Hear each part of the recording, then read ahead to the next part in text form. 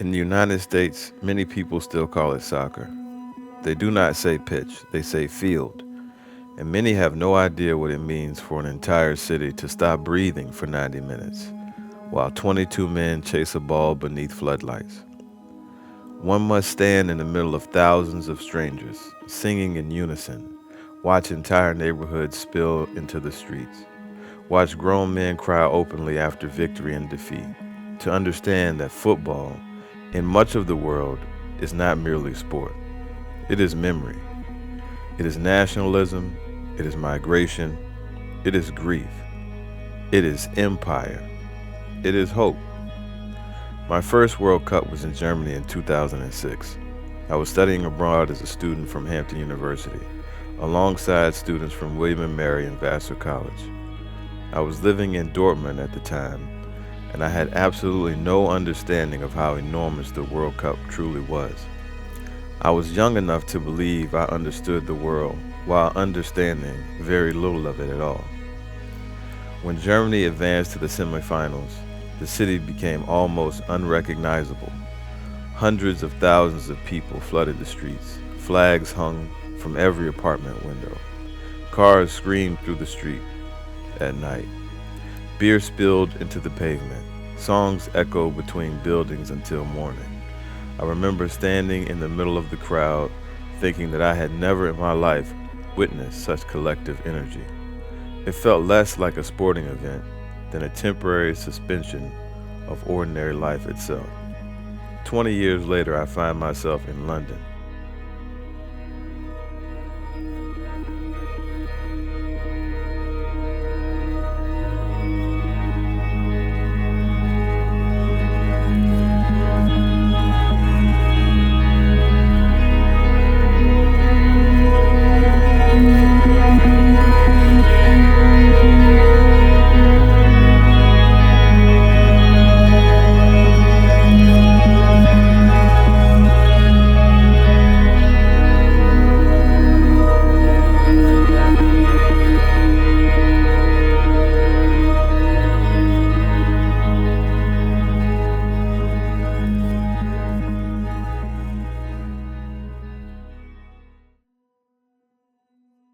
And I am thinking not only about football, about what I could not yet see in Germany at 20 years old. Age does not merely make one older. If one is fortunate, it also makes one capable of seeing the structures beneath the spectacle. This week, I have been moving through London slowly, the way a city deserves. I stood inside the National Maritime Museum in Greenwich and read the names of slave ship captains recorded in ledgers alongside the names of their vessel.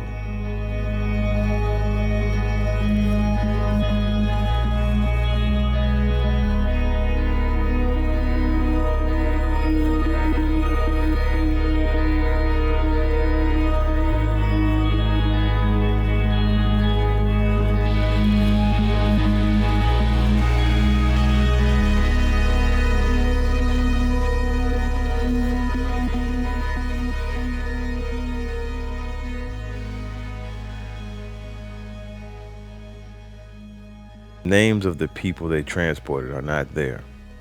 I stood outside the building in Notting Hill where Marcus Garvey organized the Pan-African movement, 1 mile from where Caribbean families would be attacked in 1958 race riots, 2 miles from Brixton where the Windrush generation built community from nothing.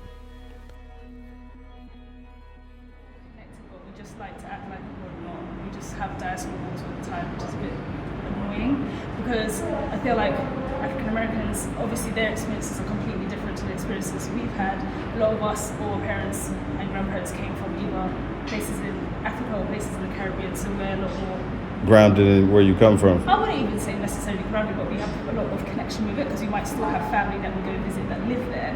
Whereas I know a lot of African Americans, they either only know of their roots in America, which isn't a problem because Black Americans have been in America before the slave trade, same way as in the UK we've been here before the slave trade as well. So I understand that some people don't really understand or want to look for their roots elsewhere. So we've all had different experiences as a group. in different areas, but we have a lot of similarities, but we just don't focus on it. I stood at the flat on Brook Street in Mayfair, where Jimi Hendrix lived and made music, until London claimed him as its own. And on Saturday, I will sit inside a pub or a stadium and watch Arsenal and PSG play a Champions League match, beneath floodlights, surrounded by thousands of strangers, singing in unison. The same city, the same week, the structures beneath the spectacle made suddenly uncomfortably legible. The descendants of empire now dominate the cultural heartbeat of Europe's most beloved sport. I am not a football expert. I cannot name every player or recite every statistic, but I move through the world as an African American man. And race, whether one wishes it or not, becomes one of the languages through which the world explains itself to you. Watching modern European football now, one cannot help but notice the extraordinary presence of Africans and the African diaspora throughout the sport.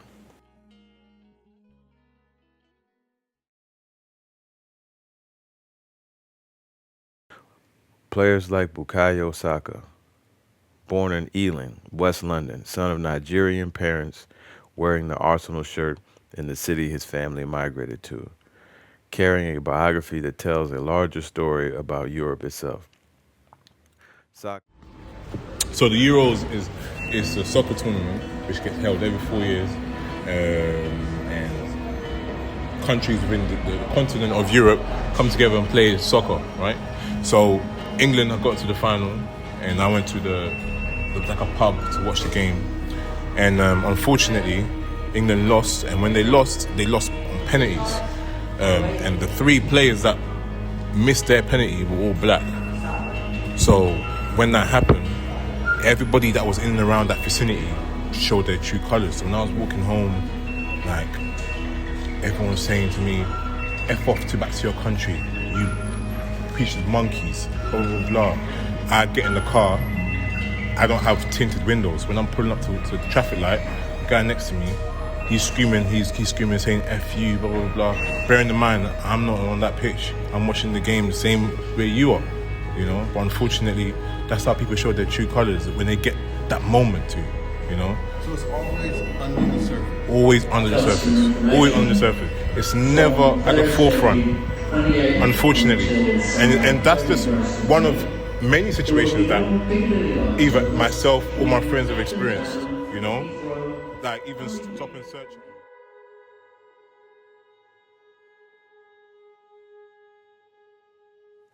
Saka is not merely a footballer. He is the argument made visible that the descendants of the empire are now the face of Europe's most beloved cultural institution. Many people would ask what race has to do with football, but the players themselves already know the answer. Modern European football cannot be separated from the histories of colonialism, migration, and empire.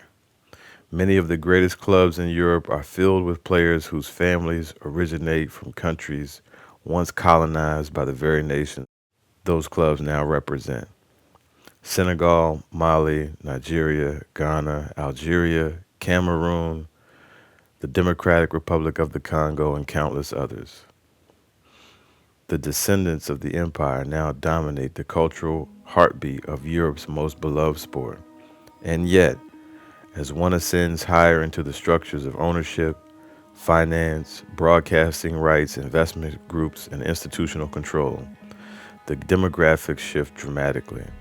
Black athletes become the visible face of the product, while ownership, finance, media rights, advertising, infrastructure, and long-term capital appreciation remain concentrated elsewhere. This pattern is not confined to European football. One sees similar realities in the NBA and the NFL. The labor is often black. The culture is often black. The style, music, language, and emotional identity of the sport are deeply tied to the African diaspora. Yet ownership and institutional control frequently remain disconnected from the communities most visibly shaping the spectacle itself.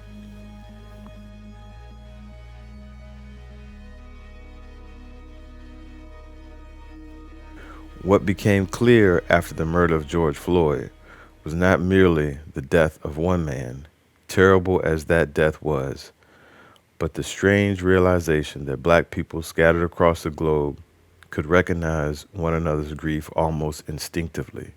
From London to Paris to Berlin, one witnessed demonstrations filled not only with African Americans, but Africans from the entire diaspora and immigrants who understood, perhaps differently but deeply nonetheless, what it meant to live beneath systems that could celebrate one's culture while remaining indifferent to one's humanity.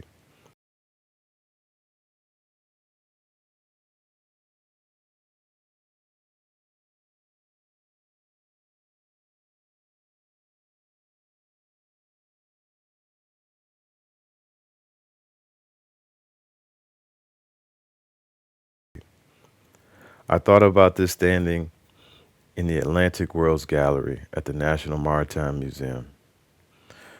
The artifacts in the cases, the restraints, the weapons, the ledgers are presented with institutional care and appropriate gravity. And yet, I was one of the very few black people in the room. The history on display belonged mostly immediately to people who looked like me, documented by people who did not, curated by an institution funded by a nation that built its wealth on those ledgers recorded. There are wounds that history leaves in the body long after nations declare themselves healed. Standing in that gallery, I felt the particular weight of being both the subject of history and a visitor to its archive. And this is why certain jokes, certain dismissals, certain careless gestures strike some communities more violently than others. Trauma, especially racial trauma, is never experienced equally, nor remembered equally.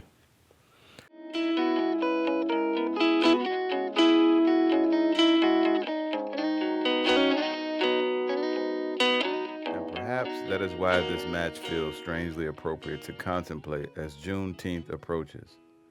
Juneteenth is often described as the day freedom finally arrived, but history teaches something more complicated. Freedom did not arrive all at once, nor did justice.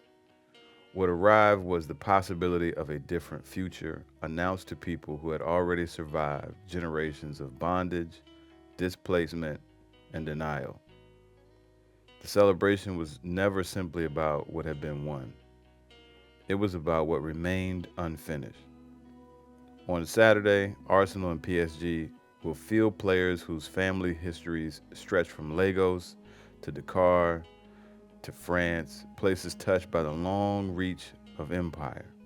The descendants of those once carried across oceans, colonized by European powers, or recruited to rebuild Europe after war, now stand at the very center of one of the world's most celebrated spectacles.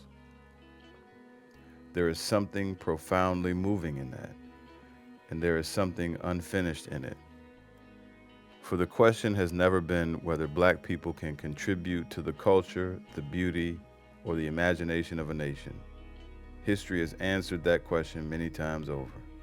The question is whether nations can reckon with the people whose labor and sacrifice helped build them, whether they can move beyond celebrating black excellence and toward confronting the histories that made such excellence necessary in the first place.